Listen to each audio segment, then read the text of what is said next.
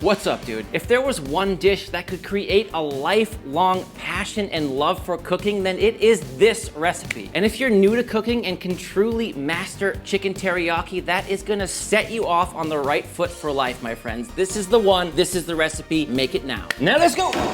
For starters, keep in mind you can use any cut of chicken you like for chicken teriyaki, although there are huge benefits to using bone-in chicken thighs, which I will reveal right now. And for this whole process, you can either use a boning knife like this or a slicer. I actually like using one of these slicers. And what we're gonna do here is remove this bone that runs right down the middle of the thigh. And what I like to do is just make one slice right down the middle like that. And then I'm just gonna slice along either side of this bone in the thigh, just like so. Once you get a little ways in, turn it to the side. And all I'm gonna do is slip this knife right under that thigh bone and then go out the top like that. Then just lift up that thigh bone and just begin scraping down like so. It only takes a second. Once you do a few of these, you'll really get a feel for it. Now here we are at the end of the bone. There is all this cartilage in there, so you can just like slice the bone out like this and then flip it around and go back in and feel for the cartilage and cut it out. It's right here. Or my preferred method, I'll do it with another one right here, exactly the same way as before to start. And when you get here to the end, what you want to do is just feel for the cartilage there, and I'm just going to try to slice it all out in one go. That way I don't have to go back through and do another pass. It's all gone. Then if you have whole chicken legs, you can do the exact same thing. You'll get a feel for where that joint is. Then again, we have a thigh here and we can repeat that same process. And the reason I like using bone-in skin on chicken thighs is such. One, crispy chicken skin is absolutely incredible. Why wouldn't you want that on your chicken teriyaki? Two, a lot of the times when you're buying boneless chicken thighs, they are just horribly mangled and way too small. When I buy the bone-in, they're way bigger. And I get to butcher it myself for a much cleaner look. It's just a better product. And three, and this is perhaps the most important piece of all, is that when I cut out this little bone right here, I am gonna use this to show you how to make the best chicken teriyaki of all time. I originally learned this technique while working as a chef in the UK, and I've never seen it taught anywhere. So in this video, I'm gonna show you all the normal ways to make chicken teriyaki, but I'm gonna save the best for last with this incredible technique. And so as you're deboning all your chicken thighs, save all of those bones, and not just that. You'll notice when you're cleaning up these chicken thighs, there's a lot of little pieces you can cut off just to make it look nicer. Just this little overhang of fat, and sometimes you'll get a little bit of cartilage. That all goes in that little scrap bucket along with the bones. Another popular technique you'll see with chicken teriyaki is simply to make these little slices into that flesh side of the meat, which is really gonna help the sauce get in there as well as help the seasoning get deeper into the meat. So that's definitely something you can do. It helps it open up a little bit too, gets a little bit flatter, will cook a little bit more evenly. You could also slice one way like this, just going in about a half of an inch. And then if you like, you could slice the other way too to make this little cross. And it may look a little mangly now, but in the end, it can only do it a lot of good. And another thing I've never seen done, but I'm gonna try today as an experiment, is to score this skin just slightly, just in the same way you would do with duck breast. Although obviously the skin is a lot thinner here on this chicken, but I just wanna see if that gives us a nicer texture. Next, I'm gonna place my chicken thighs here on a little sheet pan lined with a wire rack, do 4 per. And then I'm gonna take a little bit of kosher salt here, just give them a nice sprinkling, just season to eye, just like so. Little Sergeant Gilbert reporting for duty. Some fine ground black pepper here. You don't have to put it, but it is good. Then we're just gonna flip these over. And on this skin side here, I'm actually only gonna do salt, just for that nice clean look. Of course, you could do pepper if you like. Next, I'll give you a couple options. Look, if you're just watching this YouTube video right now and you're like, I wanna make this now, today, just cook them right away. Having said that, maybe you're having friends over tomorrow night or something like that. You wanna have a dinner party, salt them like this, leave them in the fridge overnight for about 12 hours. It can only do them a lot of good. I'm actually really not a fan of when meat is over-cured, over-brined in any kind of way, so I actually reduce that time by about half. And sometimes that's even pushing it, so you can do this at the very minimum for 2 hours or even up to 6. But honestly, anything in that time frame is gonna do it a lot of good. Now, the sauce for chicken teriyaki is extremely simple. You just need to purchase a few ingredients. It's sake, mirin, Japanese soy sauce, and sugar. And it's also really easy to remember the recipe because it's just equal parts of the soy sauce, the mirin, and the sake. It's as simple as that. Over here, you will notice some other ingredients, and these are just optional extras, some aromatics that can really take it to another level if you like that kind of thing. Otherwise, these 3 are fine. But if you wanted to add them, it's just ginger, garlic, and then some toasted sesame seeds. I think that just gives it a really, really nice look. And for an added bonus to this video, I'm gonna be making 4 different versions of teriyaki sauce. One with white sugar, one with brown sugar, one with both, and one with my secret technique that's coming after. And I'm gonna give you my very honest opinion about which one I think is best, so when you make this, you really just nail it. And it's a good thing you're subscribed to this channel because these kind of tests are really gonna get you the best possible product before you cook this for someone. And by the way, I'm just using dry sake for this. You don't wanna use these sweet flavored ones, just dry is what you want. So for the sauce, 1/4 cup of sake, 1/4 cup of mirin, and 1/4 cup of soy sauce, and 1 tablespoon of sugar. This version is gonna have white sugar. And when it comes to how much sugar you add to your teriyaki sauce, always check the mirin first because sometimes it's really sweet. This one isn't that sweet, but personally, I always prefer it with less sugar, so I do about half the amount of other recipes, so only 1 tablespoon. And for the other 2 recipes, we are doing the exact same thing. The only difference is one is getting brown sugar and the other one's getting a 50-50 blend of white to brown sugar. And because these are in jars, I can just give them a little shake to dissolve all that sugar. Simple as that, but it's not gonna take very long, it's just sugar. Now, if you decide to put the garlic and the ginger, which I'm gonna be doing in all my teriyaki sauces today, I just like it. What you wanna do is just start with some peeled garlic and just give it a slice like this. You could mince it up or chop it up or whatever. I really like getting the slices so you can see that whole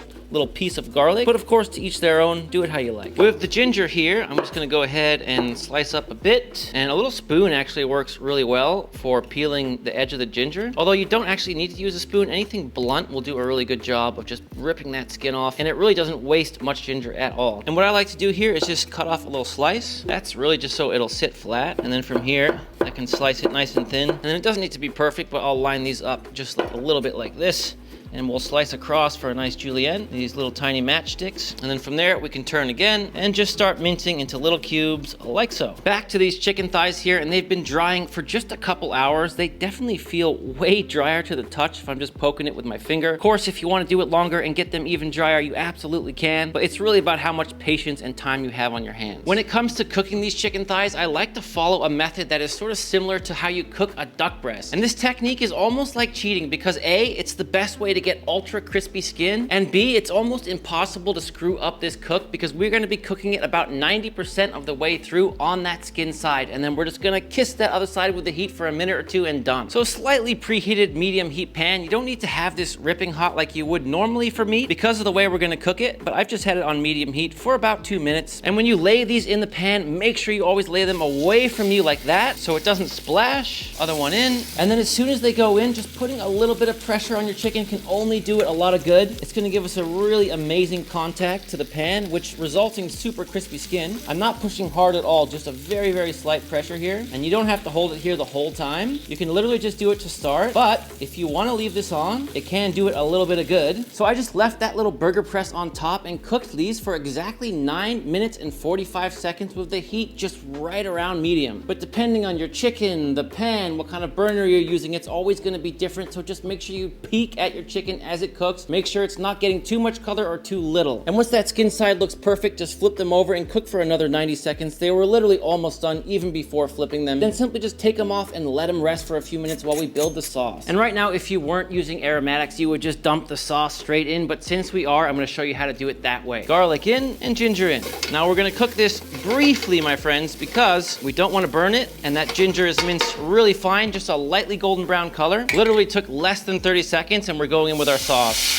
And I'm just taking a little wooden spatula here and scraping away all that delicious fond. And the recipe in the description with the amount of sauce I used is really enough for 2 thighs. If for some reason you wanted to do this for a whole bunch of people, you could double this sauce or even triple. But keep in mind, it is potent sauce. You don't need too much of it. At this point, you can turn the heat to high so we reduce this quickly. And due to the amount of sauce I used, it only took about 2 minutes of reducing. And the last thing I'm gonna add is just a little bit of those sesame seeds. There was no need for any cornstarch or thickener. This is just perfect like this. I love the consistency of this sauce. As you can see, it's definitely not too thin and it's definitely not overly thick. Now, in a lot of recipes, you'll see that chicken get tossed back in the sauce. And while you can do that, why ruin that crispy chicken skin you worked so hard for? I mean, to each their own, but I'm literally just gonna puddle a little bit of sauce down on my plate and place that chicken right on top so it can appreciate that amazing skin while still having the flesh side scoop up all that sauce. Okay, here we go. Regular sugar first.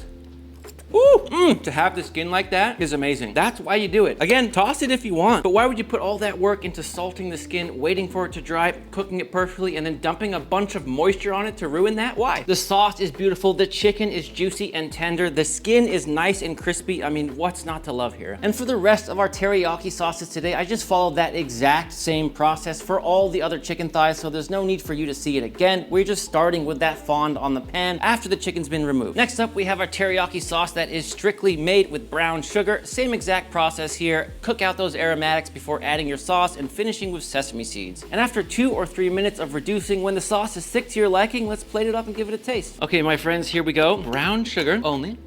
This is actually really hard to call because I think the other flavors in here are so strong that it just sort of drowns out the sugar. Having said that, I did also reduce this one a little bit less, so it's not quite as salty. I actually am preferring this one to the last one. So right now I would give a slight edge to brown sugar. Now, before we move on to the next version of our teriyaki sauce, let me introduce the sponsor of today's video, Wild Grain. They're the first subscription service that delivers baked from frozen sourdough breads, artisanal pastries, and fresh pastas straight to your door. Wild Grain partners with small bakers and pasta makers across the country to help keep the tradition of artisanal, nutritious food alive. And every order is fully customizable, and they're always adding new seasonal items for you to choose from when building your next box. And they even offer plant-based and gluten-free options, so if that is your diet, they have you covered. And the best part, all Wild Grain's products go straight from your freezer to the oven and are ready in under 25 minutes. So if it's convenience you're after, they have you covered. Today, my box had raspberry lemon biscuits, ricotta lemon ravioli, these giant chocolate chip cookies, pretzel buns, some croissants, as well as some sourdough bread and some fresh churned French butter. And I cooked up some of the giant chocolate chip cookies as well as the pretzel buns to have a little treat after work. And if you're looking for an upgrade to the bread, the pastas, and the pastries that you'll find in your local supermarket, there is no comparison. Having them fresh baked really makes all the difference. Check out Wild Grain by clicking the link down in the description and use code ThatDudeCanCook to save $30 off your first box. Plus, you'll get free croissants for life. Thank you, Wild Grain. Now let's get back to the video. And for this batch, I also used the scored chicken, so let's see what kind of effect that has on the texture. It definitely looks more like a duck breast when I flipped it over. It's actually kind of confusing for my mind, but the real test is all in the crunch and the texture. And as a quick side test here, I'm actually gonna thicken this up with cornstarch instead of the reduction method just to see how it differs. And it's incredibly easy to make. Just take 1 tablespoon of cornstarch and 2 tablespoons of water, mix it together, and that's your slurry done. And with this, you really wanna just add it little by little because it can get really thick really fast. Give it a really good whisk, bring it back to a boil to see how thick it is. It's not gonna thicken up right away. It needs to boil first. We're almost there. And to me, this looks absolutely good. I don't want it much thicker than that, but if you do, just add a little more of that cornstarch slurry. White sugar, brown sugar.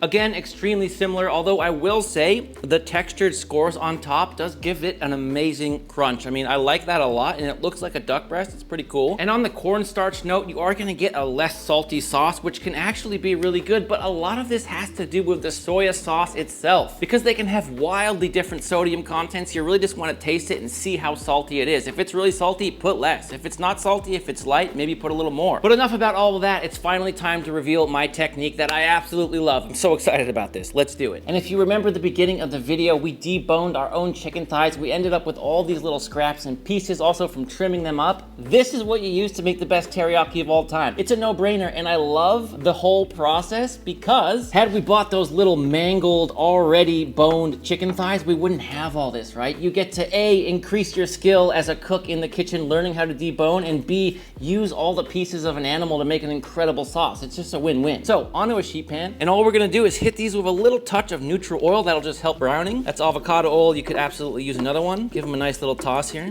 Then just take a minute to spread these out. The more you spread them out, the more they're gonna brown. The more they brown, the better your sauce is gonna be. That looks pretty good. I'm gonna put this straight into a 400-degree oven. And for this final one, I'm actually gonna do a double batch because we wanna get a lot of sauce out of this. Might even do a little bit more than that. Same deal, sake, mirin, soy sauce. And I'm actually gonna do a little bit less sugar, just half of the normal recipe, so a tablespoon in this, and I'll do a little of each. Give it a little stir, and that's all you gotta do. Now, while those roast, for this last round of chicken teriyaki, these sat in the fridge for a full 24 hours. They're definitely way drier to the touch than the previous chicken, so let's see if that longer wait time in the fridge makes a big difference in the crunch and texture. And after 20 minutes, they're not quite done, but at this point, I recommend you get in here and give them a little turn just to expose a new side and increase our browning here. The more we increase our browning, the tastier it's gonna be. Looking good and back in the oven. And there we are after 35 minutes total. You can see we have some really great browning on all these little pieces and tons of fond left on the bottom of the sheet pan. That's what we want. The only thing we need to do now is pour off most of the fat. You can have a little in here, but you don't want it to be full of chicken fat. And obviously you could save that chicken fat for cooking if you like. And then while that's nice and hot, we're just gonna pour our sauce over the top just like this. Oh Oh my gosh, how exciting is this? And all these little brown bits, all this fond is literally increasing our chicken teriyaki flavor tenfold. Next, we are literally gonna pour all of this into a little saucepan, including the bones, because there's more extracting to be done. And we're gonna turn this on to about medium heat and just begin cooking it down. And all you need to do is simmer for 10 minutes before running through a strainer, and that is your base sauce ready to go. Not sure how I did that, but I spilled quite a bit of it. And for a quick side test on this last batch, I let these chicken thighs sit in the fridge for a full 12 hours overnight to see if it makes a big difference in the texture of the skin. And for these last chicken thighs, same exact method as before, nothing else has changed. And I can tell you without a doubt, upon flipping these, the crunch feels a lot better. So that does work. I can tell you without even tasting it, the whole thing is very evenly crunchy. Let's pull these off to rest. I'm gonna get my little lav mic in here. Now just listen. Micro crackles. And just listen for the slices as well. My God, man, that sounds like cutting through something that has breadcrumbs around it. And while the thigh remains super juicy. Now if we just try this chicken by itself, oh my God. And while the chicken meat itself is a little bit firmer from sitting in the fridge overnight, it makes up for that in just the juice it retains. It's just so juicy now, and that skin is just literally S-tier skin. Oh my God, that's insane. Now to finish, let's see how the extra crispy chicken skin pairs with this insane boosted teriyaki sauce. And same exact deal as before, we're starting with our garlic, our ginger, and now we're adding our boosted teriyaki. And because I already love that salt level, I'm going right in with cornstarch, whiskey, and of course our sesame seeds. And that's already perfectly thick right away. Let's go ahead and plate up and give this a taste with Marcus. All right, Marcus, here we go. He's been tasting them all off camera, so he kind of knows like what the other ones taste like. Boosted teriyaki.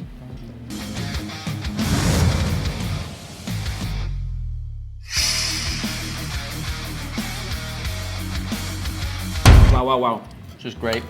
More chickeny chicken. It just has this chicken umami. It just tastes more chickeny. I mean, if you've made teriyaki sauce before, you know what it's like. I really love getting meat with bones in it and taking those bones out and then using them as a sauce to put back on the meat. Just that whole process is amazing. I'll link to another video where I do that after this.